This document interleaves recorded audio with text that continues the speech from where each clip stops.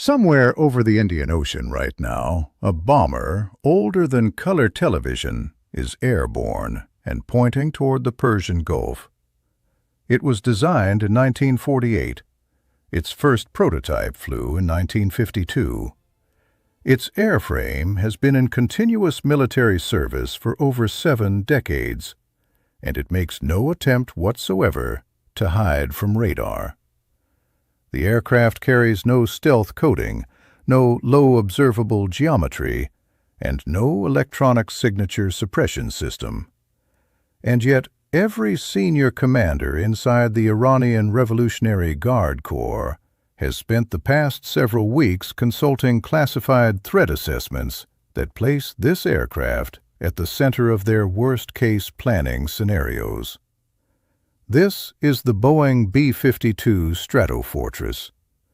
While the entire world watched the aircraft carriers, the guided missile destroyers, the fast attack boats, and the naval minefields in the Strait of Hormuz, the single American asset that most fundamentally changed Iran's internal decision-making calculus was not sailing in any ocean. It was parked on a runway on a tiny coral atoll called Diego Garcia, located in the precise center of the Indian Ocean, armed with a weapon that no other aircraft on the face of the earth can deliver to a hardened underground target. By the end of this analysis, you will understand exactly why Iran's most senior military commanders fear a 70-year-old aircraft more than 2 American carrier strike groups combined.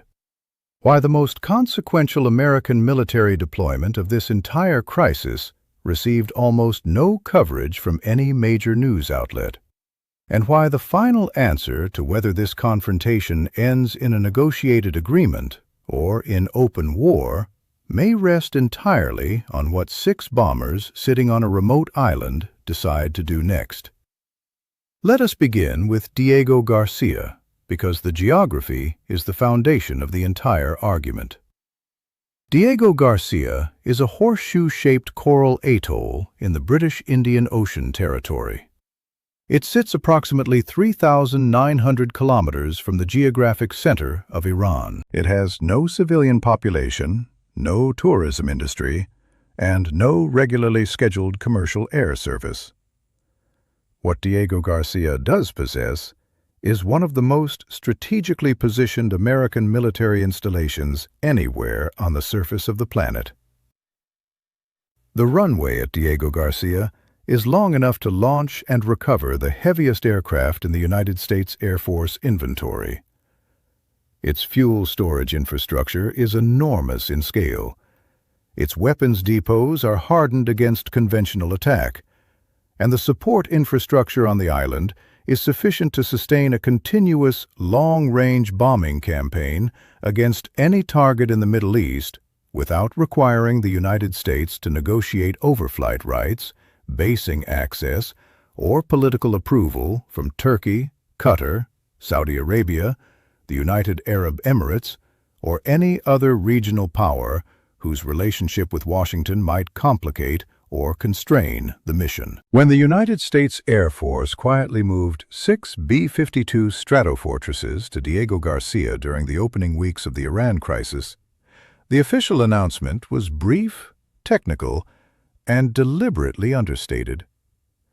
The 2 aircraft carrier strike groups operating in the Persian Gulf received weeks of sustained front-page coverage, breaking news alerts, and detailed television analysis.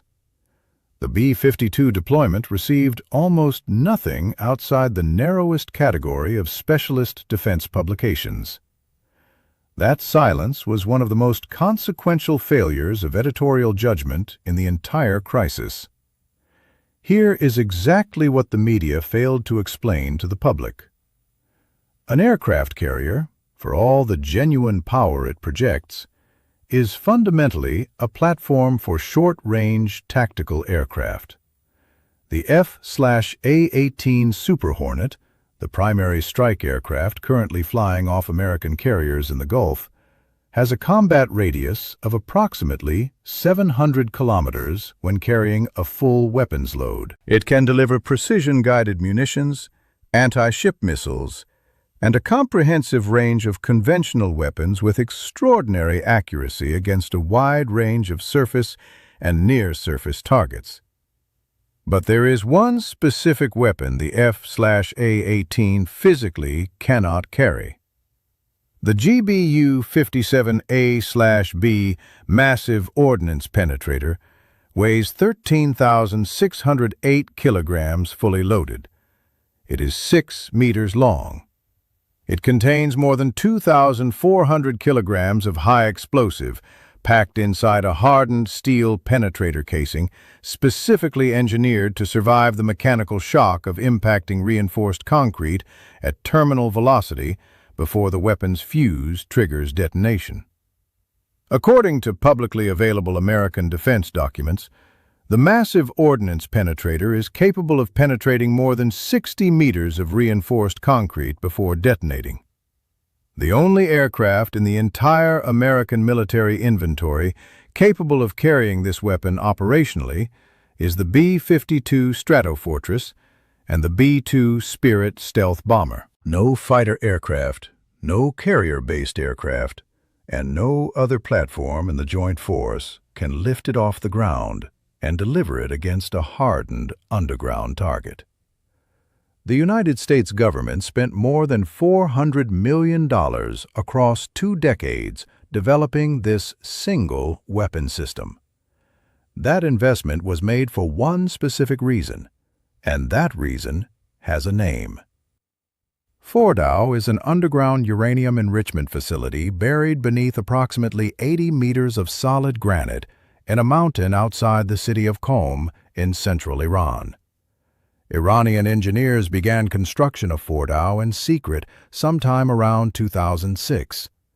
International inspectors and Western intelligence agencies did not discover the existence of the facility until 2009, when the American, British, and French governments disclosed its location publicly, ahead of an Iranian plan to reveal it on their own terms.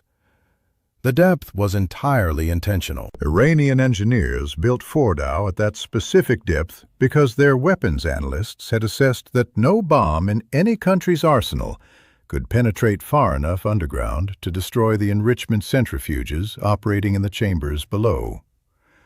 When American engineers at Sandia National Laboratories received the structural and geological specifications of Fordow, they designed the massive ordnance penetrator specifically in response.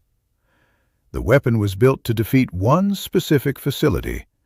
The moment the B-52s landed at Diego Garcia, every Iranian military officer with access to classified threat documents understood the operational implication with complete and immediate clarity.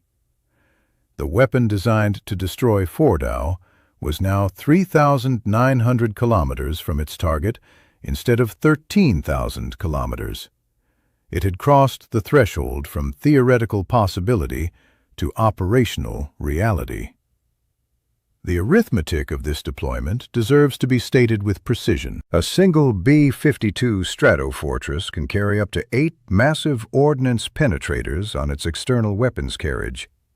6 B-52s represent a combined payload of 48 of these weapons currently positioned within unrefueled operational range of every hardened underground facility on Iran's nuclear infrastructure list. Iran constructed multiple hardened underground sites precisely because their engineers calculated that dispersal would exhaust any attacker's inventory of deep-penetrating weapons. The Diego Garcia deployment challenges that logic directly.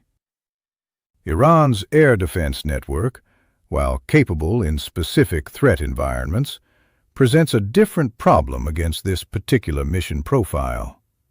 The S-300 surface-to-air missile batteries that Russia supplied to Iran perform effectively against medium-altitude conventional strike aircraft following predictable approach routes. But the B-52 does not need to enter Iranian airspace to release the massive Ordnance Penetrator. After release at standoff distance, the weapon's terminal guidance system manages the approach phase independently.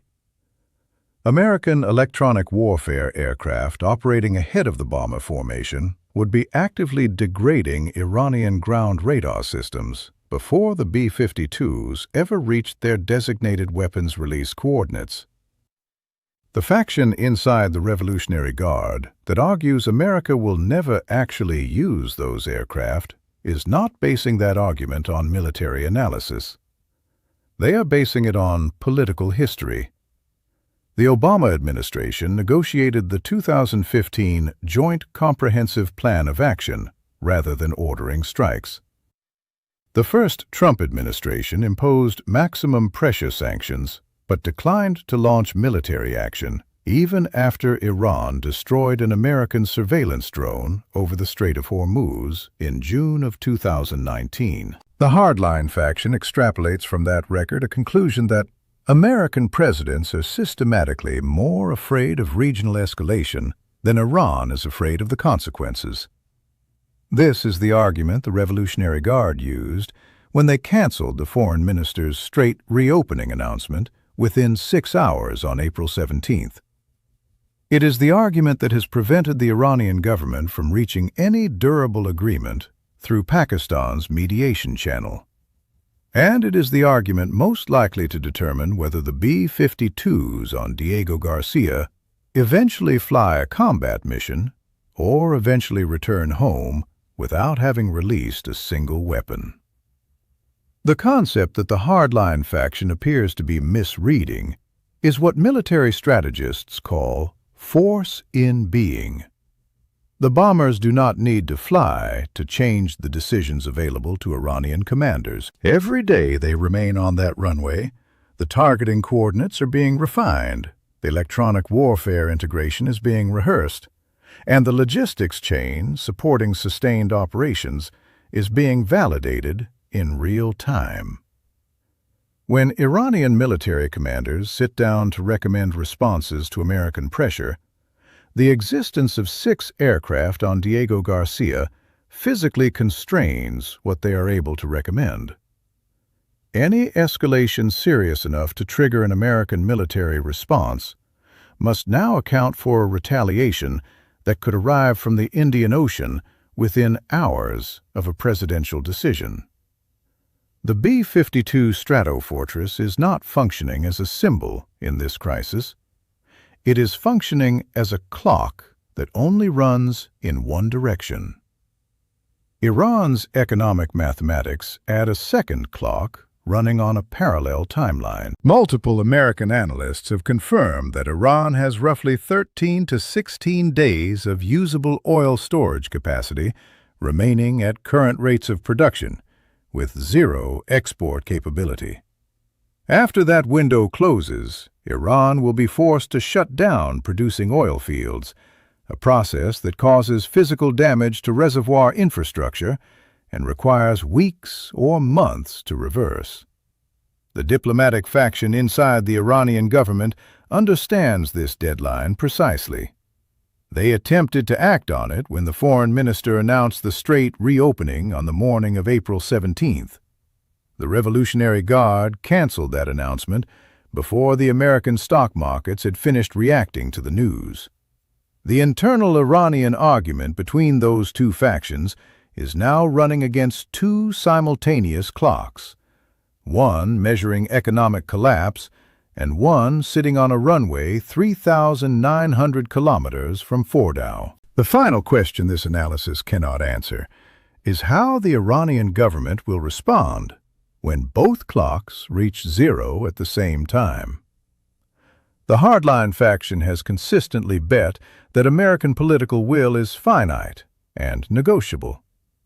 The diplomatic faction has consistently argued that the B-52 deployment represents a deadline that is not negotiable by any political calculation.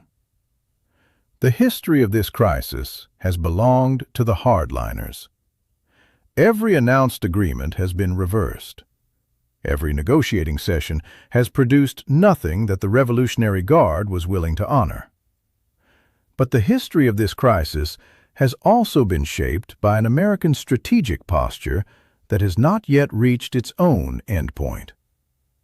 The most powerful navy in the world is maintaining a blockade that is compressing Iran's economic timeline by hundreds of millions of dollars every day. 6 bombers on a runway in the Indian Ocean are holding the existential threat over every hardened facility Iran spent decades and billions of dollars building underground.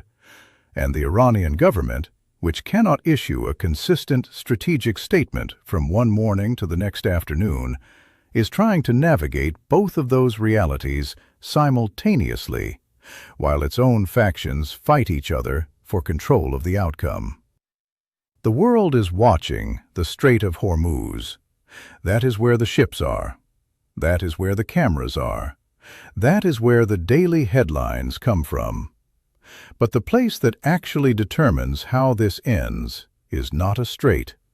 It is a runway on a coral island in the center of the Indian Ocean, where 6 aircraft that your grandfather might have seen flying over his city in 1965 are waiting for a phone call that nobody in Washington or Tehran has yet decided to make.